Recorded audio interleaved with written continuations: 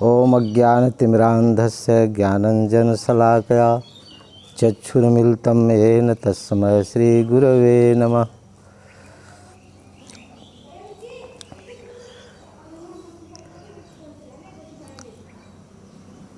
हरे कृष्णा। तो आज हम भगवान के नाम की महिमा के ऊपर हम लोग चर्चा करेंगे कि इस युग में नाम की महिमा का कितना महत्व है। कोई कह सकता है कि क्या नाम की महिमा तो हर युगों में थी, तो इस युग में कौन सी बड़ी नई बात है। कोई देखिए, हर युग के लिए भगवान ने अपने भक्ति में आने के लिए, भगवान के पास जाने के लिए जो है अलग अलग मार्ग बनाया है। तो शास्त्रों में कहा गया है, कृते यद ध्यातो विष्णु त्रेताया यस्तो मखै द्वापरे परिचर्यायाम कलौ तद्धरि कीर्तनात्।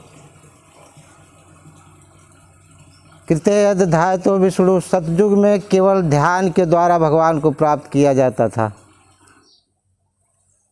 उस समय भी नाम था, ये नहीं कि नाम नहीं था, लेकिन ध्यान की विशेषता थी। केवल ध्यान के द्वारा ही व्यक्ति भगवान को प्राप्त कर सकता था, ये साधन था। कृते यद ध्यातो विष्णु त्रेताया स्तो मख, त्रेता में यज्ञ के द्वारा भगवान को प्राप्त किया जाता था। द्वापर में मूर्ति पूजा करके भगवान को प्राप्त किया जाता था। कलौ तद्धरि कीर्तनात्, कलयुग में भगवान के नाम का कीर्तन करके, नाम ले करके भगवत धाम जा सकता है व्यक्ति।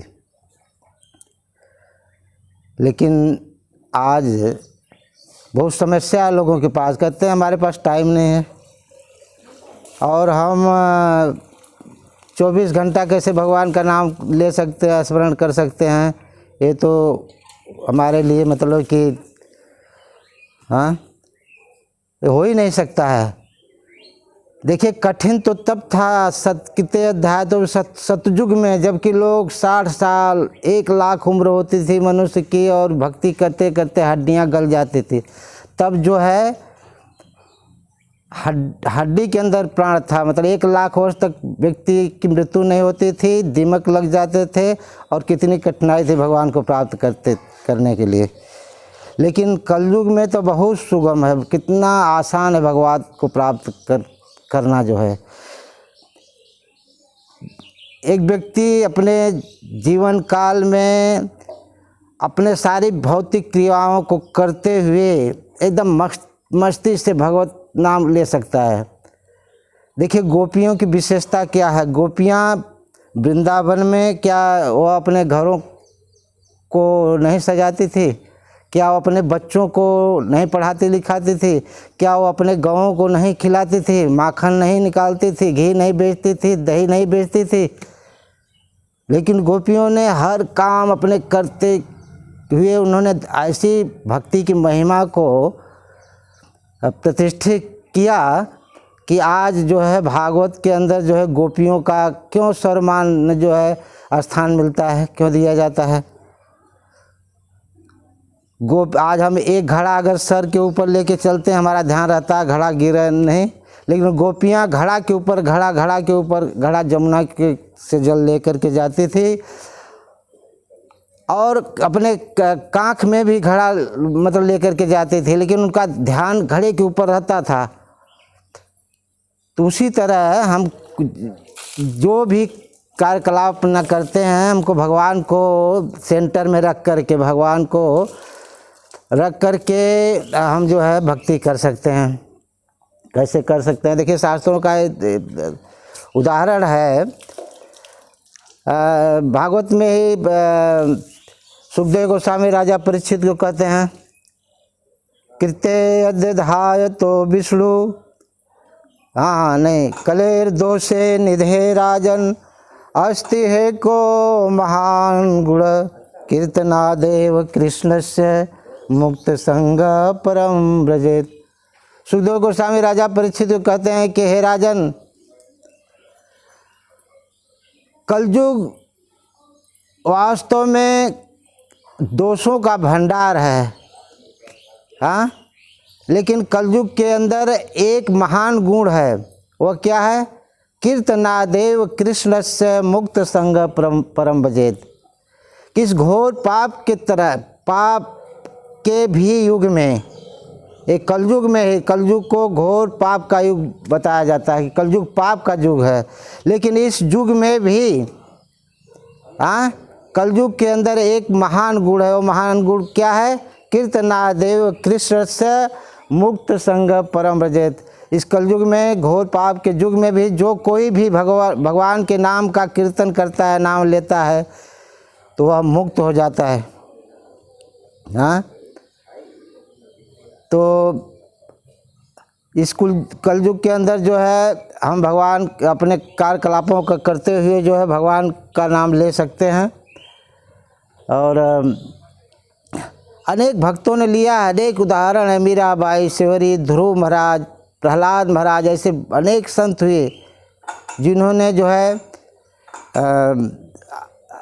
अनेक से विकट परिस्थितियों में भी आते हुए जो है इन्होंने भगवान के नाम को नहीं छोड़ा। आज तो हम लोग बहुत स्वतंत्र हैं। क्या जिस तरह से प्रहलाद महाराज को, ध्रुव महाराज के ऊपर संकट आया, क्या हम लोगों के ऊपर इस तरह से भक्ति मार्ग में संकट है? नहीं है। जो है प्रहलाद महाराज को किस तरह से हिरण्यकशिपु ने जो है कष्ट दिया, भक्ति से विचलित करने के लिए, तो भी जो है प्रहलाद महाराज जो है भक्ति से विचलित नहीं हुए। विभीषण को हम लोग देखते हैं, विभीषण रावण जो कि इतना पापी था और राम के प्रति इतना द्वेष रखता था, उस परिस्थिति में भी विभीषण ने भगवान की भक्ति करके जो है दिखा दिया कि विकट से विकट परिस्थिति में भी हम भगवान का कैसे भक्ति कर सकते हैं। रावण एक बार अपने सभा में सबको आदेश दे रहा था, कोई भी भगवान विष्णु का नाम लिया, राम का नाम लिया, हमारा दुश्मन है, तो मैं उसे जान से खत्म कर दूंगा। सारे उसके प्रजा जो जितने थे, जो राक्षसगण बोले, महाराज आप हम लोगों को कहते हो आपका भाई विभीषण ही जो है भगवान राम का नाम लेता है, आपके दुश्मन का नाम लेता है। रावण बहुत गुस्सा हुआ, ठीक है मैं देखता हूँ विभीषण को। गए जो है, विभीषण निकल, तुम हमारे दुश्मन का नाम लेता है। विभीषण बोला भैया आपको गलत फहमी है, मैं आपके दुश्मन का नाम नहीं लेता हूँ। रावण ने कहा कि फिर आप अपने कुटिया पर जो है राम नाम लिखे हो और हमेशा राम नाम का जप करते हो। विभीषण बोला बिल्कुल सत्य है, मैं राम नाम लिखा हूँ और राम के नाम का जप करता हूँ, बगैर राम के नाम लिए मैं एक पल भी जीवित नहीं रह सकता। तो बोले तुम हमारे दुश्मन का नाम ले रहा। बोला भैया बिल्कुल नहीं, मैं केवल आपका और भाभी का नाम लेता हूँ, आपका ही चिंतन करता हूँ 24 घंटा। कैसे? बोला देखिए, अगर मैं रावण मंदोदरी अगर कहने लगूंगा तो अब बहुत समय लगेगा, इसमें तो आपका हजारों नाम ले लूँगा। तो बोला कैसे? बोले देखो, र से हुआ रावण, अब म से हुआ मंदोदरी, तो मैं आपका और भाभी का नाम जपता हूँ दिन रात, बगैर आपका नाम, भाभी का नाम लिए तो मैं एक पल जीवित नहीं रह सकता। रावण बहुत खुश हुआ, चला गया। और लेकिन अंत में रावण जो है उसको पता चलता है कि विभीषण का राम के प्रति प्रेम मार के जो है निकाल देता है, भगा देता है। तो विभीषण पूर्ण रूप से भगवान के शरणागत हो गए। हम लोग देखते हैं कि किस तरह से केवल भगवान का नाम लेने से, भगवान की शरण में जाने से विभीषण जैसे व्यक्ति, जिस लंका को रावण ने कितनी तपस्या करके जो है हासिल किया था, उस लंका को केवल विभीषण ने नाम ले करके, भगवान का नाम ले करके जो है प्राप्त किया। तो इस तरह से हम लोग देखते हैं कि भगवान के नाम की कितनी महिमा है। और कलयुग में है, इसके अलावा कोई उपाय नहीं। चैतन्य महाप्रभु बोल देते हैं हरे नाम केवलम कलो नास्ते व गति न था। तो कलयुग में अगर भगवान को प्राप्त करना है तो भगवान के नाम के अलावा कोई उपाय नहीं है, कोई उपाय नहीं है, कोई उपाय नहीं है। हम लोग भगवान का नाम लेकर के आसानी से जो है भगवान को प्राप्त कर सकते हैं। हरे कृष्णा कृष्णा कृष्णा हरे हरे, हरे राम राम राम हरे हरे। अनेक उदाहरण शास्त्रों में जो है। एक बार हम लोग एक संत देखते हैं, केवल जी महाराज, मुगलों का राज था, मुसलमान हिंदू भक्तों को देख करके बहुत ईर्ष्या करते थे।